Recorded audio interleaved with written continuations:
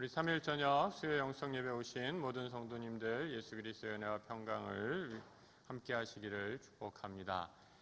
우리 날씨가 많이 좀 풀렸죠? 아직 쌀쌀하지만 그래도 감기 조심하시고 오랜만에 우리 다시 우리 수요 예배, 수요 영성 예배 우리 누가복음으로 다시 돌아왔습니다. 오늘 34번째 시간인데요.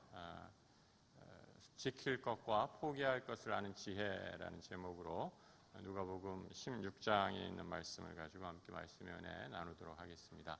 오늘부터 약간의 그 포맷을 바꿔서요. 우리 수예배 형태는 그대로 진행이 되겠지만 우리 말씀을 마치고 기도하는 시간을 조금 더 이렇게 늘려서 기도의 제목을 몇 가지 더 가지고 함께 집중적으로 기도하고자 합니다. 혹시 저녁에 급한 일이 있으신 분들은 먼저 가셔도 되겠지만 함께 또 기도의 자리 지켜주시면 감사하겠습니다. 우리 지난 시간 꽤 오래 전인 것 같아요. 우리 누가복음 15장 하나님 나라의 가치라는 제목으로 하나님 나라의 가치가 무엇인가라는 것들을 한번 살펴보았죠. 하나님 나라의 가치는 죄인이 부르심에 응답하여 돌이키는 회개함으로 들어가는 나라다라는 것 함께 살펴봤고, 이 회개한 영혼이 누리는 것이 천국의 기쁨이다라는 것, 우리 아버지와 두 아들의 비유를 통해서 함께 살펴보았습니다. 오늘은 누가복음 16장 흔히 불의한 청지기의 비유다라고 얘기하고 있는 그 내용을 가지고 함께 살펴보도록 하겠습니다. 여러분, 예수님이 그 여러 곳에서 이 비유를 아주 잘 활용하시고 사용하시고 예를 들어 주시는 것을 보게 됩니다. 특별히 이제 누가복음 9장부터 예수님의 이제 1년의 설교가 굉장히 이제 시작이 되는데, 그 9장부터 시작되는 예수님의 많은 설교 중에서 이 대부분이 이 제자됨, 그러니까 예수님을 따를 때에 무엇이 필요하고 어떤 태도, 무엇을 또 지불해야 되는가라는 것을 강조하면서 말씀하고 있죠. 이것을 흔히 이제 제자도다, 제자가 되는데 치루어야 할 대가, 제자도다 이렇게 얘기를 하는데, 오늘 설교도 이 예수를 따라가는데 필요한 영적인 대가가 무엇인가, 어떤 태도로 살아야 될 것인가라는 것을 말씀해 주는 대목입니다.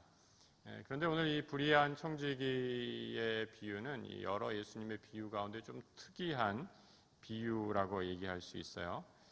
먼저는 이 비유는 누가복음에 밖에 기록이 되어 있지 않은 굉장히 소중한 본문입니다. 여러분 마태, 마가, 누가 이 공이 기록되어 있는 말씀도 있지만 이 누가복음, 씨 뿌리는 비유 같은 거는 이제 다 기록이 되어 있죠. 그런데 이제 이 오늘 비유는 이 누가복음에만 있는 비유예요. 그리고 또 이 비유의 특징 가운데 하나는 비유를 그냥 딱 한번 들으면 단박에 알 수 있는 그런 내용이죠. 잠깐 말씀드렸던 씨 뿌리는 비유 같은 것은 그 비유의 내용을 이렇게 듣고 있으면 이런 마음을 가져야겠구나, 옥토와 같은 마음을 가져야겠구나, 그런 마음을 가져서 30배, 60배, 100배의 열매를 맺는 것이 하나님께서 원하시는 삶의 믿는 자의 마음이구나라는 것을 이제 깨닫게 되는 거죠.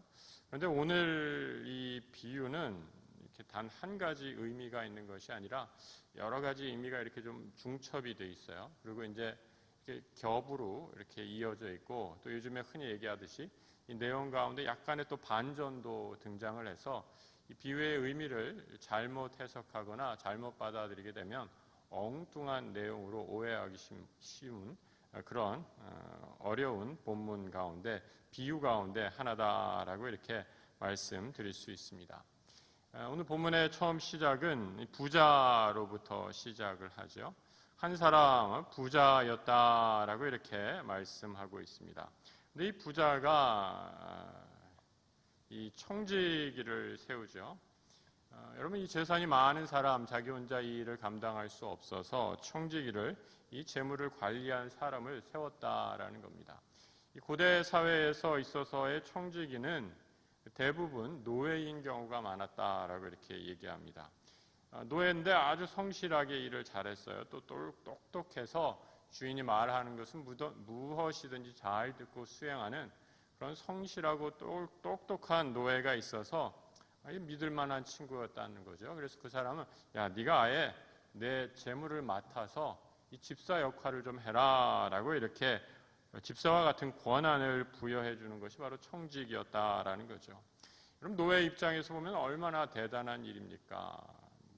이제 노예라는 신분에서 이제 주인의 재산을 관리할 거의 자유인의 버금가는 신분과 그 권한을 갖게 되는 거니까 노예 입장에서는 얼마나 큰 혜택을 누리는 건가 생각해 볼 수 있죠. 그래서 이 청지기가 주인의 재산을 관리하는 역할을 하게 됐는데 어느 날 주인에게 좋지 않은 소식이 들려옵니다. 그 소식이 무엇이죠? 이 청지기가 주인의 재산을 야곱야곱 빼먹고 있다, 낭비하고 있다라는 것이 들려지게 된 거죠. 요즘 말로 얘기하면 횡령을 한 것이다 라고 이렇게 얘기할 수 있어요. 오늘 본문에 기록되어 있는 이 소유를 낭비한다 1절에 이렇게 얘기하죠. 그가 주인의 소유를 낭비한다라는 말, 헬라어 디아스코피조라는 단어인데 이 말의 원어의 의미는 여러 가지 의미가 있는데 간단하게 말해서 그냥 바닥이 샌다라는 그런 정도의 의미예요.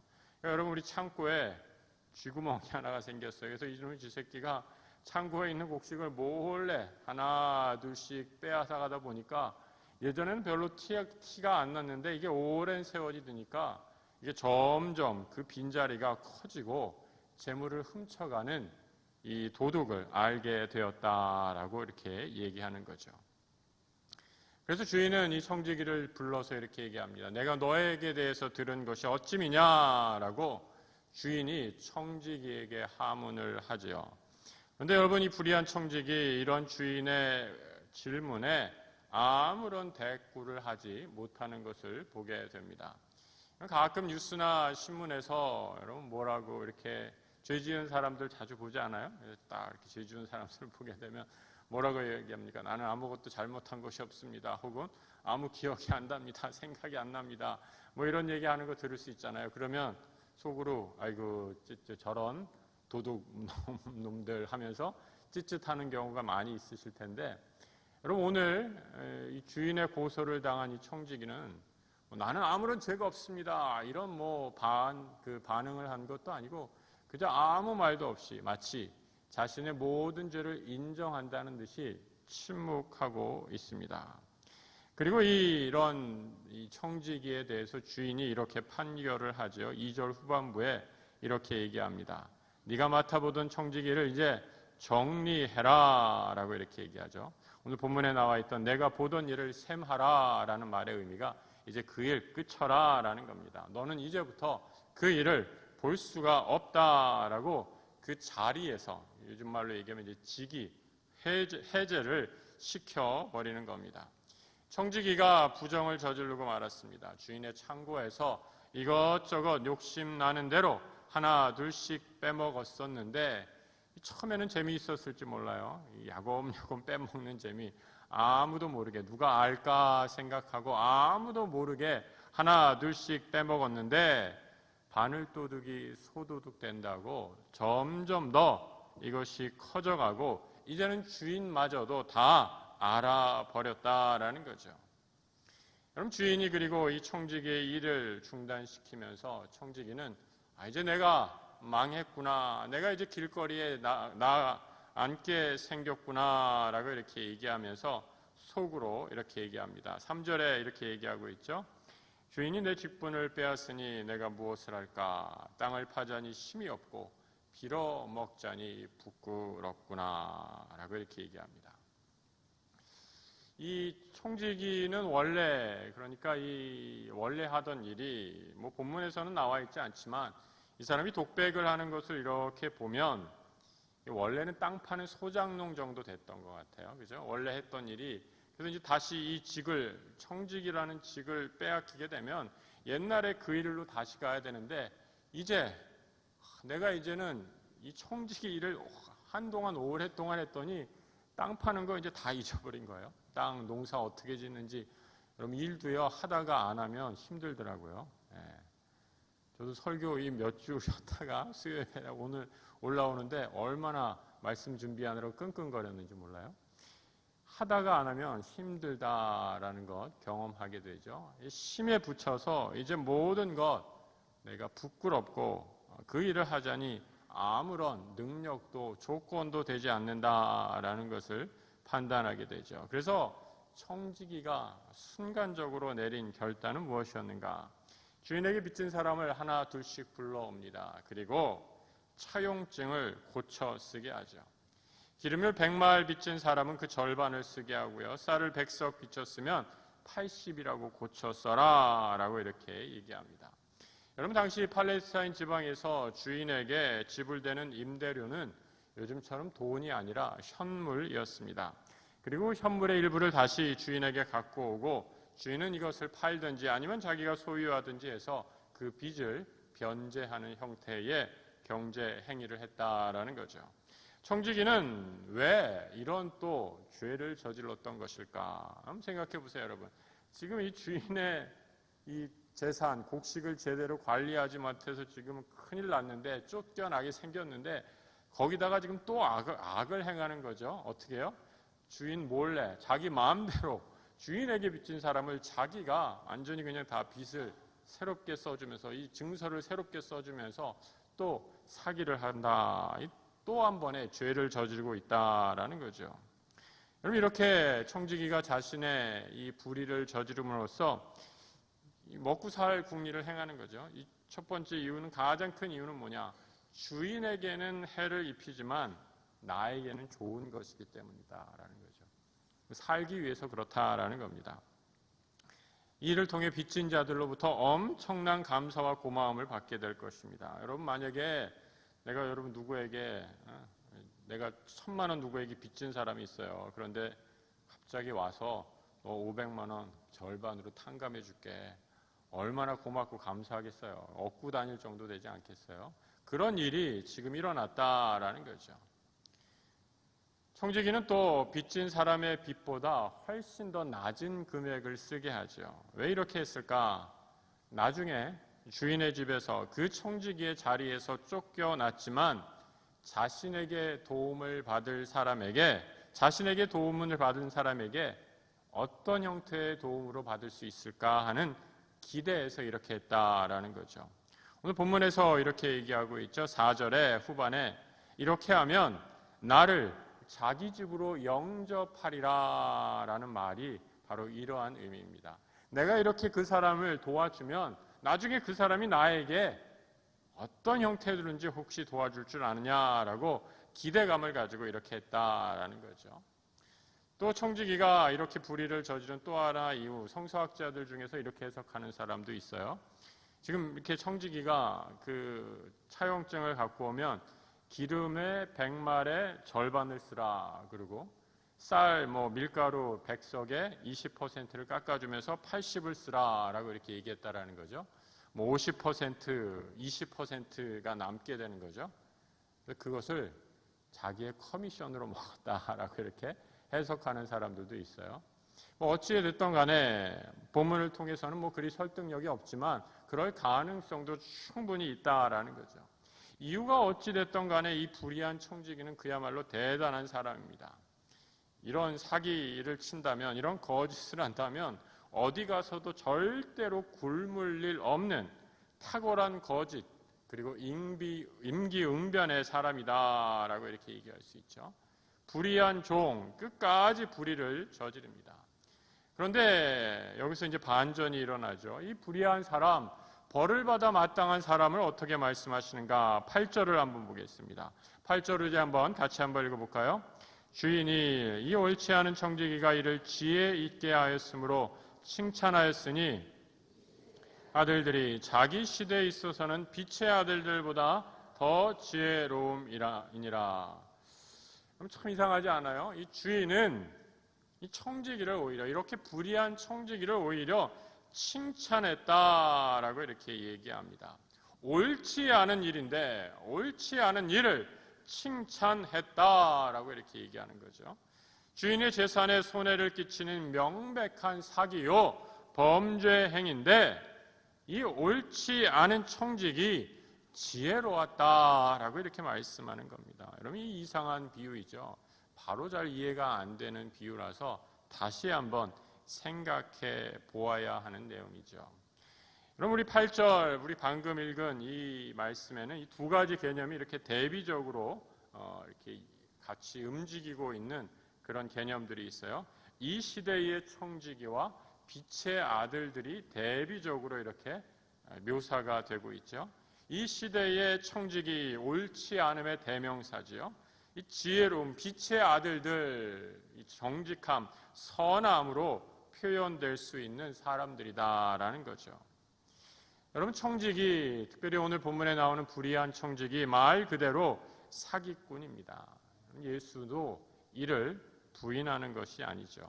청지기가 지금 옳은 일을 하지 않았다라는 것은 다 알고 있는 초등학생 정도만 되면 판단을 할 수 있는 그러한 문제입니다.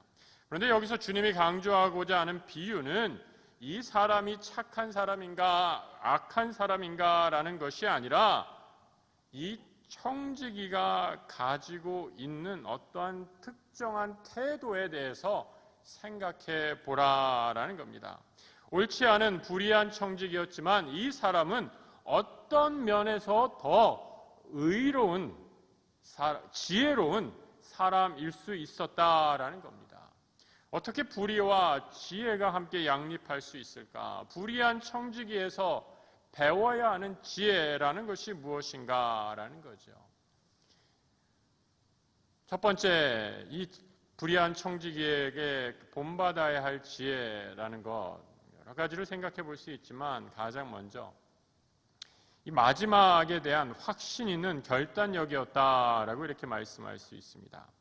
여러분, 불의한 청지기가 불의하게 행한 것은 너무나 당연한 것입니다. 불의한 사람에게 의로움을 기대한다는 것 자체가 어리석은 일입니다. 불의한 자는 당연히 모든 수단과 방법을 통해서 자기의 이익을 극대화하기 위해 거짓과 온갖 불의를 행했습니다. 여러분, 만약에 이 비유를 잘못 오해하고 착한 일은 나쁜 짓을 해서라도 해야 되는구나, 사기를 쳐서라도 남을 도와야 되는구나, 이렇게 본문을 이해하면, 이렇게 졸고 있다가 이렇게 만약에 본문을 이해하시면 큰일 나는 거예요. 우리 주님은 절대로 그렇게 얘기하신 것이 아니에요. 주님은 이 사람의 불의를 본받으라라고 말씀하시는 것이 아니라 이 불의한 청지기는 자신의 마지막을 분명히 알고 이에 따라 아주 민첩하게 행동했다라는 겁니다. 반면에 세상을 살아가는 빛의 아들들, 이러한 청지기가 가졌던 마지막에 대한 감각이 오히려 불의한 세상을 살아가는 사람들보다 더 무뎌 있다라는 거죠. 늘 같이 지내는 것이 좋고 서로 모여서 교제하고 사랑 나누는 것에 푹 빠져 있다 보니 주인이 언제 오실지에 대한 감각을 다 상실해 버리고 말았다라는 겁니다. 때로는 세상에 나가 세상과 부딪히며 세상이 어떻게 돌아가야 하는지 알아야 하는데 그런 감각과 판단을 다 잊어버리고 말았다라는 겁니다. 불의한 청지기를 지혜롭다라고 말한 이유는 이 사람이 불의하지만 이 사람은 적어도 자신의 미래를 위해 거짓을 행하고 돈으로까지 사람의 마음을 사면서 이렇게 살아가고 있는데, 이 시대에 빛의 아들들이라고 하는 너희들은 과연 하나님 나라를 위해 어떠한 민첩함으로 어떠한 노력을 행하고 있느냐라고 이렇게 묻고 계시다라는 거죠. 예수님의 이 말씀, 여러분이 아까 읽었던 이 8절의 말씀, 주인이 옳지 않은 청지기가 이를 지혜롭게 하였으므로 칭찬하였으니 이 시대의 아들들이 자기 시대에 있어서는 빛의 아들들보다 더 지혜롭다라는 이 8절의 말씀은 이게 좀 약간 우리가 표현하자면 좀 뉘앙스가 담긴 그런 말이에요. 뉘앙스가 담긴 말이에요. 약간 꼬아서 얘기하는 거다라고 이렇게 얘기를 하는 거죠. 이 불의한 청지기도 이렇게 살아가는데 너희들 빛의 자녀라고 하는 사람들 도대체 뭘 하면서 살아가고 있는 거냐?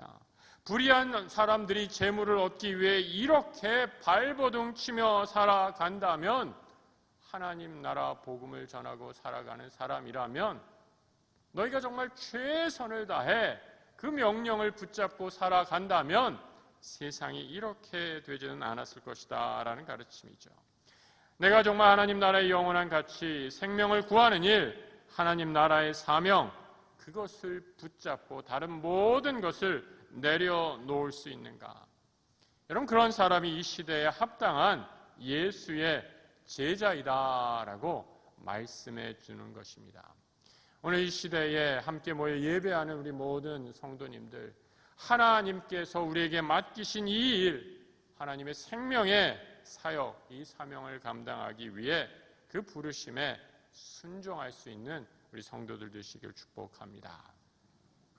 우리 두 번째로 악한 청지기가 지혜롭다라고 말하는 이유는 이 악한 청지기는 물질을 사용할 줄 알았다라는 거죠. 어느 정도로 잘 사용했느냐, 아주 관대할 정도로 잘 사용했다라는 겁니다. 여러분, 죄를 짓고 그 죄가 발견되면 어떻게 합니까? 사기 행각이 드러나면 도망쳐야 되지 않습니까? 주인의 것을 횡령했습니다. 그것이 다 드러났어요. 그리고 내 자리에서 너는 이제 면직이다, 직위 해제다라는 통보까지 받았으면 어떻게 해야 합니까? 밤에 몰래 야반 도주라도 해야 되는 것 아닙니까? 그런데 이 불의한 청지기는 재물로 사람의 마음을 얻으려 합니다. 재물을 어떻게 사용해야 하나? 나를 위해, 내 욕심을 위해 쓰는 것, 그럼 그것은 그야말로 돈일 뿐입니다. 사람을 얻기 위해 쓰는 것이 바로 참된 청지기적인 재물의 사용이다라는 거죠. 주인이 나에게 맡긴 재물, 내 배를 채우는 일을 이제 그만해야겠구나라고 다짐하면서 불의한 청지기가 한 일은 무엇입니까? 빚진 사람들의 빚을 탕감해 주었다라는 거죠. 예수님께서 이 불의한 청지기의 물질 사용을 9절에서 이렇게 말씀해 주고 있어요. 같이 한번 읽어보겠습니다. 내가 너희에게 말하노니 불의의 재물로 친구를 사기라. 그리하면 그 재물이 없어질 때에 그들이 너희를 영주할 처소로 영접하리라. 이 불의한 청지기가 불의를 저질렀던 동기와 똑같다라고 말씀하는 거죠. 불의한 재물로 사람을 사면 그 재물이 없어질 때 그 사람이 너를 영접할 것이다 라고 이렇게 말씀해 주고 있다라는 겁니다. 여러분, 불의한 청지기가 나오다가 이 9절에서는 아예 불의의 재물로 라는 표현으로 이 불의의 재물로 친구를 사기라 라고 이렇게 얘기합니다. 불의의 재물이에요. 여러분, 이 돈이라는 거, 돈이 있습니까 지금? 이 돈이라는 게 굉장히 중립적인 것 아닙니까? 돈이 악하고 선한 것이 있을 수 있을까? 그런데 주님은 이 돈, 재물을 불의한 재물이다. 마치 돈이 악한 마성의 힘을 갖고 있는 것처럼 말씀하십니다. 여러분, 재물이 가진 성격 때문에 그러하죠. 재물을 위해 사는 사람들은 기본적으로 이기적일 수밖에 없습니다. 여러분, 돈 욕심 내지 않는 사람 치고, 돈 욕심 내는 사람 치고 이기적이지 않은 사람들이 없어요. 이기적이지 않으면 돈 욕심을 낼 필요가 없고 낼 수도 없죠. 다 이기적인 사람입니다. 불의한 청지기가 그러했죠. 주인의 베푼 은혜를 다 망각하고 자신의 배를 채운 사람입니다. 그리고 그 재물의 탐욕은 끝이 없이 커져만 갑니다. 청지기의 본연의 임무는 원래 돈을 버는 것이 아니라 주인의 재산을 그저 그 창고를 잘 관리하는 관리자일 역할일 뿐인데 이것을 망각하고 잊어버린 거죠. 오랫동안 내가 이것을 관리하다 보니까 내 것이구나 라고 순간적으로 착각하고 만 것입니다. 그래서 주인의 것을 마치 내 것으로 여긴 줄 알고 하나 둘 이 정도면 되겠지 빼어 먹다가 이제 그 마음이 어두워지고 돈의 유혹에 사로잡히게 된 거죠. 생계를 위해 먹고 살기 위해 시작했지만 나중에 돈이 그 사람을 지배하고 나아가 파괴하는 데까지 나아갔던 것입니다. 불의한 청지기가 그래도 마지막에 주인의 칭찬을 받을 수 있었던 것, 이 불의한 재물로 사람에게 베풀었다라는 거죠. 그럼 거듭 말씀드리지만 이 불의한 청지기가 가지고 있는 특정한 이 행동, 마음, 그걸 잘 보라라는 거지. 그것을 지혜 있다라고 말하는 거지. 이렇게 남의 돈 훔쳐가지고 남에게 베풀라라는 그런 의미가 아니라는 거죠. 불의한 청지기, 자비로움은 예수의 제자들에게 꼭 필요한 것이지 남의 것을 훔쳐서 자비로워라 라는 말씀이 아니다라는 거죠. 여러분, 성경이 얼마나 자주 재물의 위험에 대해서 경고하고 있습니까? 우리 인간은 재물 없이 살 수 없는 존재입니다. 그런데 이 재물에 의지하는 순간 재물의 노예가 되고 불의한 재물의 노예가 되는 불의한 청지기가 되어 버린다라는 거죠. 그래서 여러분, 이 재물을 지혜롭게 사용하는 것이 하늘이 주신 축복이고 은혜입니다. 여러분, 꼭 우리가 그래서 성도 여러분 기억해야 될 것이 있어요. 여러분 중에 혹시 하나님 나 좀 부자 되게 해주세요. 우리 집에 큰 사업 가운데, 직장 가운데, 일 가운데 큰 부자 되게 해주세요 라고 이렇게 기도하시는 분 계십니까? 그러면 여러분, 우리 기도가 여기에서 멈춰서는 안 됩니다. 한 걸음 더 나아가야 되죠. 하나님, 저를 부자 되게 하시되 이 재물을 참으로 의로운 청지기와 같이 바르게 사용할 수 있는 지혜로운 청지기, 정직한 청지기가 되게 해주십시오. 함께 기도해야만 합니다. 여러분, 어쩜 내가 아직 부자가 되지 못한 이유, 재물을 의로운 청지기의 마음으로 하나님의 영광을 위해 사용할 준비가 되어 있지 않았을지도 모릅니다. 여러분, 예수를 만나서 불의한 청지기였다가 의로운 청지기로 가는 대표적인 예, 우리가 이제 몇 장 뒤에 가면 나오겠지만 19장에 나오는 삭개오 아닙니까? 이 사람 대표적으로 재물을 만지는 사람이었어요. 불의한 사람이었어요. 세리 아니었습니까? 이스라엘 동족의 돈을 다 빼앗아 이기적으로 남의 돈을 빼앗아 자기의 금고를 채우는 그런 사람 아니었습니까? 그런데 이 사람이 예수를 만나서 의로운 청지기로 변하게 될 때 어떻게 되죠? 자기의 것을 다 내려놓고 나누며 살아가는 사람으로 변하지 않습니까? 여러분, 다른 것, 하나님이 주시는 축복의 통로, 이 복을 받으려면 하나님이 주시는 여러 가지 축복의 방법, 통로가 있을 것입니다. 그런데 여러분, 재물에 있어서 여러분이 만약에 재물의 복을 정말로 원하신다면 재물에 있어서만은 온전한 청지기의 마음을 가지셔야 하나님이 재물의 복을 주신다라는 그 사실을 절대로 잊지 마시기 바랍니다. 재직이 되어서 정직한 11조 하는 것이 어려우시면 여러분 더 기도하셔야 합니다. 하나님이 재물의 주인이요, 이 재물을 주신 분이 하나님이라고 고백하면서 어떻게 정직한 11조를 못하면서 재물의 축복을 기대할 수 있겠습니까? 말이 안 되는 거죠. 유대인들은 가난한 자들에게 베푸는 자선을 얼마나 중요시했는지 모릅니다. 그래서 유대인들은 그 사람이 참된 부자인가 아닌가 알 수 있는 방법, 이 사람이 얼마나 가난한 사람들을 구제했는가라는 것으로 판단했습니다. 여러분, 우리가 하나님께서 만약에 우리에게 내가 감당할 수 없는 물질의 축복을 주셨다면 여러분, 이것을 어떻게 잘 청지기적으로 사용할 수 있을까? 나뿐만 아니라 친구와 이웃과 세상을 위해 사용될 때 그 물질이 더 큰 값어치로 청지기의 사명을 감당한 물질로 세상에 드러나게 되죠. 미국의 가장 유명한 대학들, 흔히 이제 담쟁이 농쿨 대학이다라고 해서 아이비 리그라고 얘기하지 않습니까? 약 200년 전에 거의 다 모든 대학, 그리스도인들, 크리스찬들이 엄청난 돈을 기부해서 시작된 학교입니다.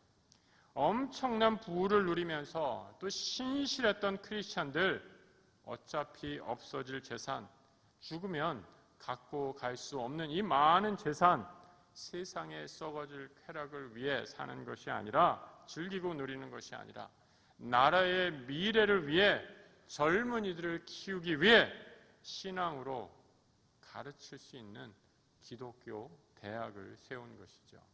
여러분, 그 대학들이 하버드, 예일, 프린스턴, 동부에 있는 명문들 아닙니까? 다 기독교 신앙의 정신으로 세워진 대학들입니다. 그런데 여러분, 이 대학들이 지금 가보면 신앙교육 거의 다 사라졌습니다. 이제는 다 완전히 대학이 200년이 지나는 동안 이 세큘라, 세속화돼가지고 이런 뭐 기독교 신앙, 뭐 이런 창립 정신 얘기하면 아주 옛날에 그 옛날에 하나의 그런 얘기로 치부하고 말죠.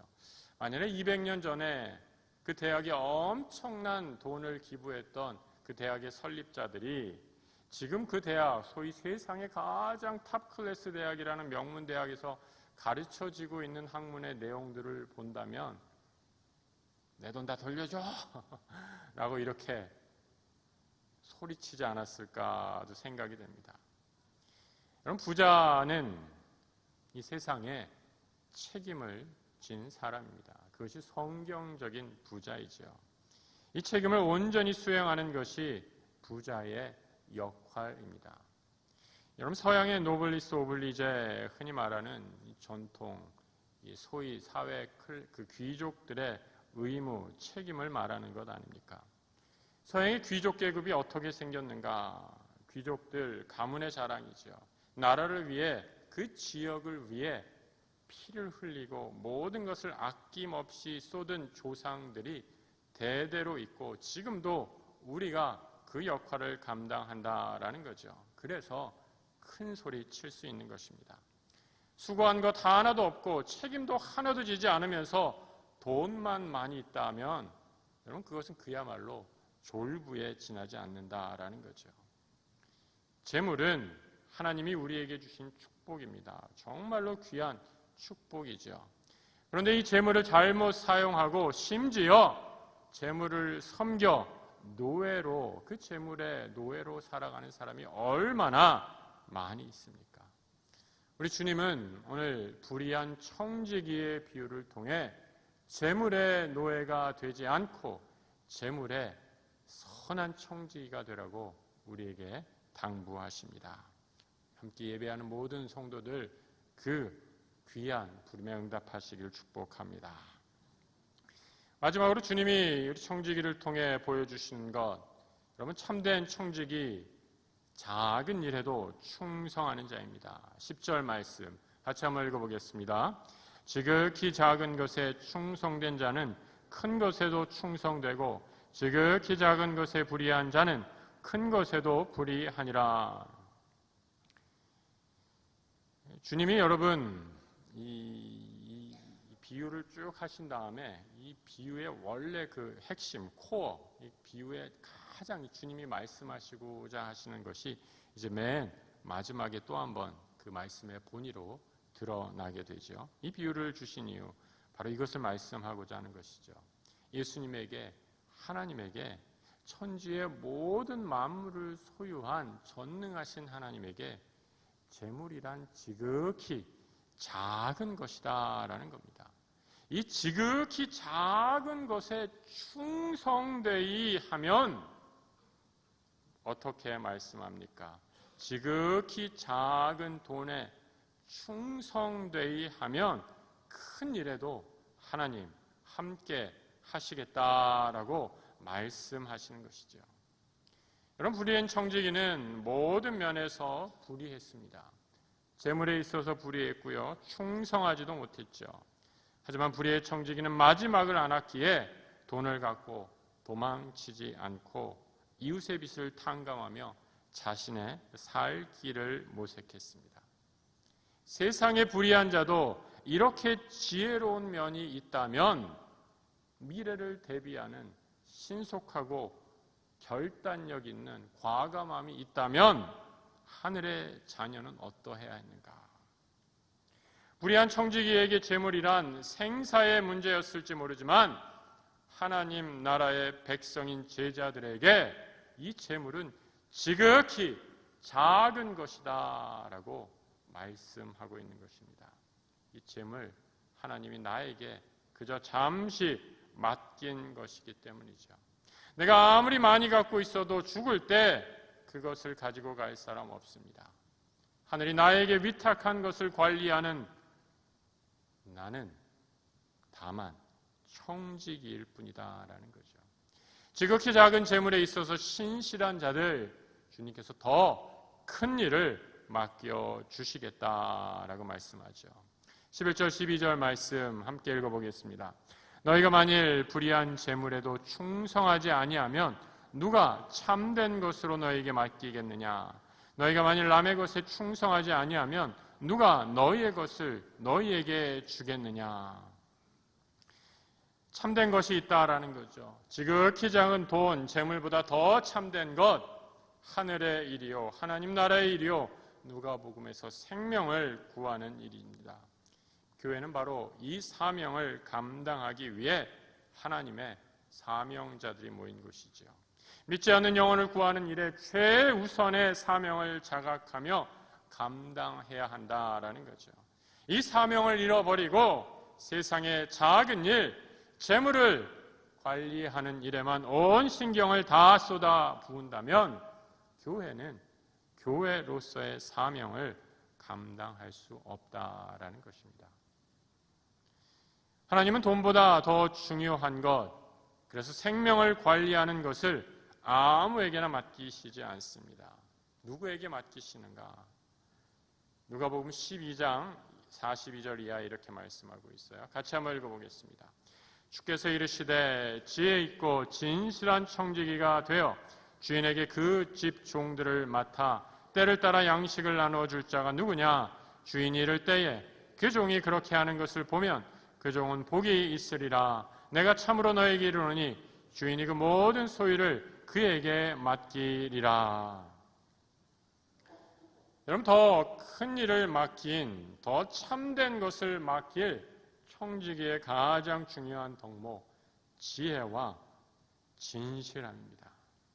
불의한 청지기가 지혜에 있었다면 하나님께서 더 참된 일을 맡기신 의로운 청지기는 이 지혜에 한 가지가 더해지죠. 바로 진실함입니다. 작은 재물에 눈을 멀어 재물을 통해 자신의 사익을 추구하는 세상의 영악하고 약삭빠른 지혜를 뛰어넘는 정직함과 진실함을 통해 하나님 나라의 생명의 일을 맡기겠다 약속하십니다. 하나님은 이러한 분들을 청지기들을 불러 그의 사명을 맡겨주시죠. 또 하나 마지막으로 부르심을 받은 제자가 참된 청지기가 되는 모습, 13절의 모습에서 13절에서 이렇게 가르쳐주고 있습니다. 같이 한번 읽어보겠습니다.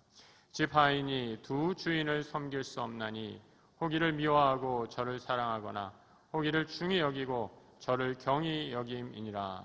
너희는 하나님과 재물을 겸하여 섬길 수 없느니라. 그럼 하나님의 진실하고 지혜로운 청지기가 되시려고 작정한다면 하나님만 섬겨야 한다라는 거죠. 하나님은 누구와 같이 마음이 나누어져서 섬길 수 있는 분이 아닙니다. 일단 하나님을 섬기기로 작정하면 하나님 외에 다른 것을 섬긴다면 그것은 우상이고 하나님을 저버리는 행위입니다. 하나님 그것을 아주 싫어하시죠.